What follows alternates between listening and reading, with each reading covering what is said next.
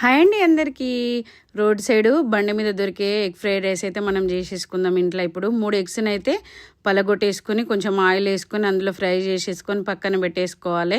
పెద్ద పెద్ద పీసెస్ లాగానా చిన్న చిన్న పీసెస్ లాగానా మన ఇష్టం. పక్కన పెట్టేసుకున్న తర్వాత అదే కడాయిలో ఇంకొంచెం ఆయిల్ వేసేసుకొని చిన్నగా తరుక్కున్న క్యారెట్ ముక్కలు, ఉల్లిపాయ ముక్కలు, పచ్చిమిర్చి, క్యాప్సికమ్, బీన్స్ వేసేసుకొని కొద్దిసేపు ఫ్రై అయిన తర్వాత ఉప్పు, మిరియాల పొడి వేసేసుకొని అవి కూడా ఫ్రై చేసుకొని సన్నగా పొడి పొడిలాడే అన్నం ఉడికించి పక్కన పెట్టేసుకొని తర్వాత కలిపేసుకున్న తర్వాత మిరియాల పొడి ఆల్రెడీ వేసేసుకున్నాం కాబట్టి కారము, ధనియాల పొడి, ఇంకొంచెం ఉప్పు వేసేసుకొని ఈ ఎగ్స్ కూడా వేసేసుకున్న తర్వాత సోయా సాస్ వేసేసుకొని ఒక 2 నిమిషాలు కంటిన్యూస్గా హై ఫ్లేమ్లోనే మంచిగా పెట్టి కలబెడతా ఉండాలి.